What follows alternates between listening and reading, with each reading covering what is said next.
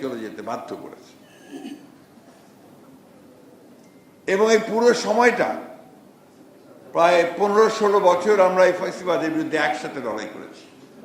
আজকে এখানে আমরা যারা উপস্থিত আছি, আমরা প্রতিটি পদক্ষেপ নিয়েছি আলোচনার মাধ্যমে, প্রতিটি পদক্ষেপ নিয়েছি একটা লক্ষ্যকেই সামনে রেখে যে যেভাবেই হোক এই ফ্যাসিবাদ হাসিনা সরকারকে উচ্ছেদ করতে হবে, গণতন্ত্রকে পুনঃপ্রতিষ্ঠিত করতে হবে।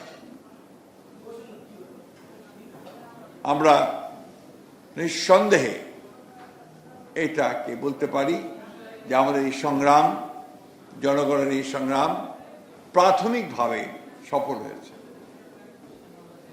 নতুন করে আমরা জনগণকে একটা স্বপ্ন দেখাতে সক্ষম হয়েছি যে বাংলাদেশে আমরা একটা গণতান্ত্রিক রাষ্ট্র প্রতিষ্ঠা করব, একটা গণতান্ত্রিক সমাজ প্রতিষ্ঠা করব। এটা ছিল আমাদের জনগণের কাছে প্রতিশ্রুতি, এবং সেই প্রতিশ্রুতি পালন করবার ক্ষেত্রে আমরা এগিয়ে গেছি। আমরা তৎকালীন এবং এখন যে রাষ্ট্র কাঠামো আছে, সেই রাষ্ট্র কাঠামোতে অধীনে যে সেই স্বপ্নগুলোকে বাস্তবায়িত করা সম্ভব নয়, এটা আমরা সবাই একসাথে উপলব্ধি করেছি। আমরা একসাথে আলোচনা করে আমরা কতগুলো পদক্ষেপ নেওয়া, তার মধ্যে একটি হচ্ছে আমাদের 31 দফা প্রণয়ন করা। সেই 31 দফা আমরা প্রণয়ন করেছি রাজনৈতিক, অর্থনৈতিক, সামাজিক পরিবর্তন করার জন্য, রাষ্ট্র ব্যবস্থাকে আমূল পরিবর্তনে নিয়ে আসার জন্য। এবং এটা নিয়ে আপনারা দেখেছেন যে এখন অনেক কাজ হচ্ছে। সরকার সংস্কার কমিটি গঠন করেছেন এবং একটা জাতীয় সংস্কার ঐক্যমত কমিটি গঠন করা হয়েছে। সেখানেও আলোচনা হচ্ছে।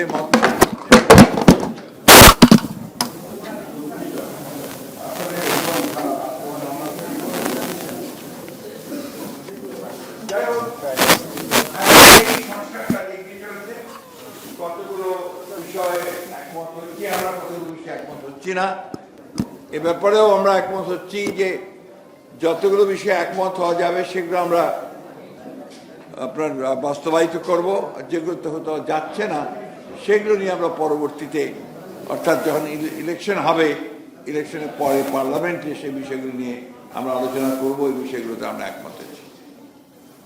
সুধীবৃন্দ, শুধু কথায় বা সংস্কার আপনার আলোচনার মাধ্যমে আমার মনে হয় যে বিশাল কাজ সম্ভব হয় না। সবার আগে যেটা দরকার হয় মানুষের মন ও মননশীলতা পরিবর্তন। কিছুক্ষণ আগে আমাদের স্বপন ভাইয়ের সঙ্গে কথা হচ্ছিল, এই কথাগুলো পাবলিক করতে চাই না, তারপরেও একটু আলোচনা করতে চাই যে আমরা যারা লড়াই করেছি, আমরা যারা নতুন বাংলাদেশের স্বপ্ন দেখছি, আমরা যারা নতুন বাংলাদেশের দিকে এগিয়ে যেতে চাচ্ছি, আমরা এই কয়েক মাসে, প্রায় 10 মাসে যে ঘটনাগুলো বাংলাদেশে ঘটল, সেই ঘটনাগুলোতে কিছুটা হলেও নিঃসন্দেহে আমরা একটু সন্দিহান হয়ে পড়েছিলাম যে শেষ পর্যন্ত কি দাঁড়াবে।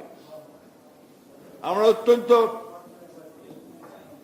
অনুপ্রাণিত হয়েছি, আশ্বস্ত হয়েছি যখন আমরা দেখলাম যে এই আন্দোলনের প্রধান দল বিএনপির ভারপ্রাপ্ত চেয়ারম্যান জনাব তারেক রহমানের সঙ্গে অন্তর্বর্তীকালীন সরকারের প্রধান উপদেষ্টা ডক্টর প্রফেসর মোহাম্মদ ইউনূস তিনি একটা সভা করলেন, এবং সেই সভায় তারা কতগুলো বিষয়ে একমত হলেন।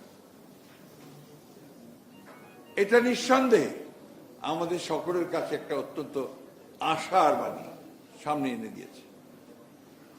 আমরা আশ্বস্ত হচ্ছি যে সামনে ফেব্রুয়ারি মাসে একটা নির্বাচন হবে, তার মাধ্যমে আমাদের কিছুটা হলেও আমরা আমাদের সেই আশাগুলো পূরণ করার একটা সুযোগ তৈরি হবে।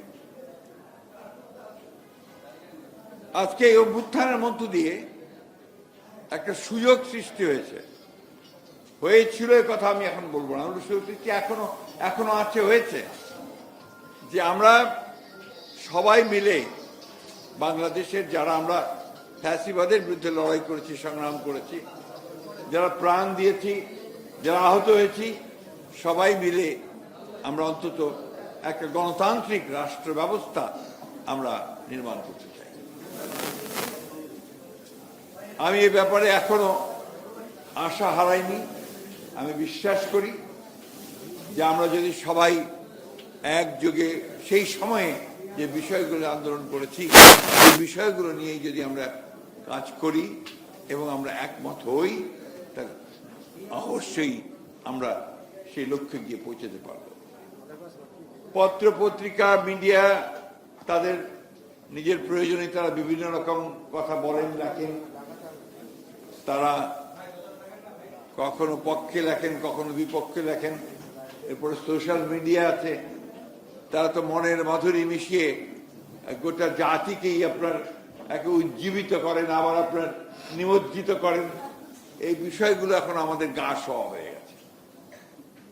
আমরা ওর মধ্যে থেকেই বের করার চেষ্টা করি যে কতটুকু আমরা এগুতে পারলাম, কতটুকু পিছিয়ে গেলাম, কতটুকু আমরা এগিয়ে যাব, কতটুকু সম্ভাবনা আমাদের সৃষ্টি হচ্ছে। আজকে রাজনৈতিক দল বেশ কয়েকটা নতুন তৈরি হচ্ছে।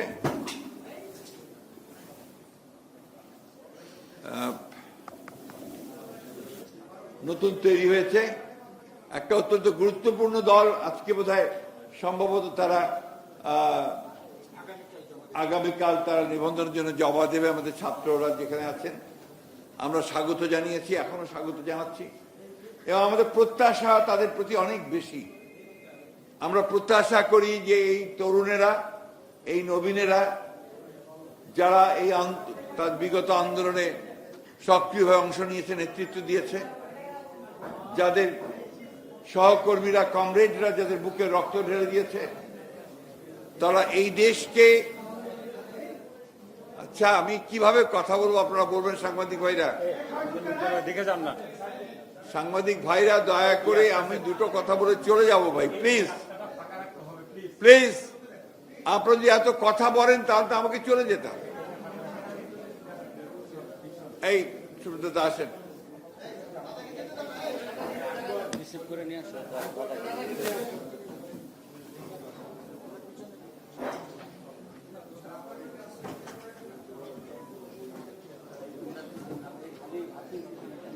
আমরা আশা করি যে তারা এই তারুণ্য যে নেতৃত্ব, সেই নেতৃত্ব আমাদেরকে নিঃসন্দেহে আমাদের সেই লক্ষ্য অর্জনে সাহায্য করবে।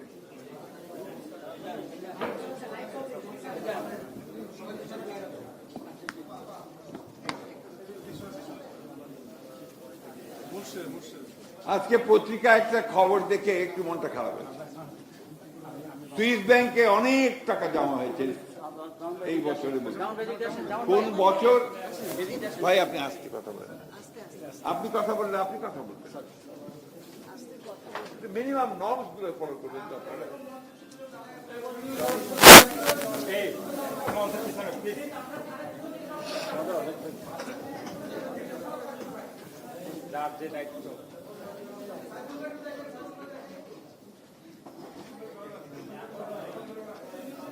আমি জানি না এই টাকাগুলো কাদের, কবে, কিভাবে জমা হয়েছে, কিন্তু এই খবরটা পড়লেই, সংবাদটা দেখলেই প্রতিটি দেশপ্রেমিক মানুষের মনে হবে তাহলে কি কোনো পরিবর্তন হয়নি?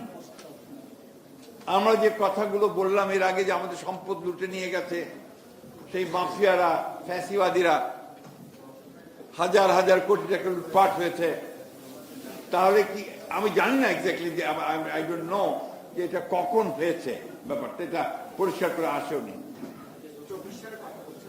24 সালে যদি হয়ে থাকে তাহলে সঠিকভাবেই এটা এসছে, এবং আমরা এটাকে সেই ফ্যাসিস্ট আমলে হয়েছে। এটা আরেকটা প্রমাণ হয়েছে যে কি পরিমাণ লুটপাট তারা করেছে, কি পরিমাণ এই মাফিয়া চক্র দিয়ে তারা লুটে নিয়ে গেছে সম্পদ। এই বিষয়গুলি আমাদের কাছে খুব জরুরি। আজকে ফ্যাসিস্ট আওয়ামী লীগ তারা বাংলাদেশের প্রতিটি প্রতিষ্ঠানকে ধ্বংস করে দিয়েছে। তারা নির্বাচন ব্যবস্থা, রাষ্ট্রীয় কাঠামো, বিচার ব্যবস্থা, আমলাতন্ত্র এবং শিক্ষা ব্যবস্থা, স্বাস্থ্য ব্যবস্থা সবকিছুকে তারা ধ্বংস করে দিয়ে গেছে। আজকে চেষ্টা করা হচ্ছে এগুলোকে আবার একটা জায়গায় নিয়ে আসার জন্য। আমরা আশা করি যে এই অন্তর্বর্তীকালীন সরকার তারা কাজ শুরু করেছেন, নিঃসন্দেহে তারা ইতিমধ্যে অনেক কাজ করেছেন এবং ভালো কাজ করছেন, আমাদেরকে পথ দেখাচ্ছেন। আমরা আশা করব যে আমরা সমস্ত রাজনৈতিক দলগুলো যারা ফ্যাসিবাদ বিরোধী, আমরা সবাই একজোট হয়ে একসাথে আমরা তাদেরকে সহযোগিতা করব এবং আমাদের যে লক্ষ্য, অর্থাৎ একটি সত্যিকার অর্থেই একটি গণতান্ত্রিক রাষ্ট্র ব্যবস্থা, একটি গণতান্ত্রিক রাষ্ট্র, সেই জায়গায় গিয়ে আমরা পৌঁছতে পারব। আমি বাংলাদেশ বিপ্লবী ওয়ার্কার্স পার্টিকে আন্তরিকভাবে ধন্যবাদ এবং কৃতজ্ঞতা জানাই। তারা সব সময় এই ফ্যাসিবাদের বিরুদ্ধে তারা দাঁড়িয়েছেন, সংগ্রাম করেছেন, আহত হয়েছেন এবং জনগণের সঙ্গে থেকে তারা কাজ করেছেন।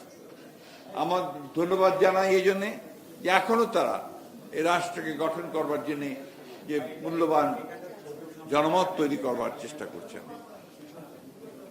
আসুন আমরা সবাই যে সুযোগটা পেয়েছি আমরা এই অভ্যুত্থানের পরেই আমাদের রাষ্ট্রটাকে আবার নতুন করে সাজাবার জন্যে, নির্মাণ করার জন্য, নতুন জাতিকে গঠন করবার জন্য সেই সুযোগটা গ্রহণ করি এবং বাংলাদেশকে সত্যিকার অর্থেই আমরা একটা গণতান্ত্রিক রাষ্ট্রে পরিণত করি।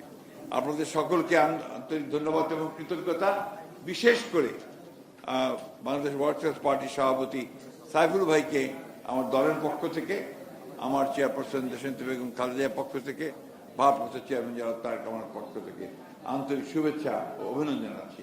আসসালামু আলাইকুম।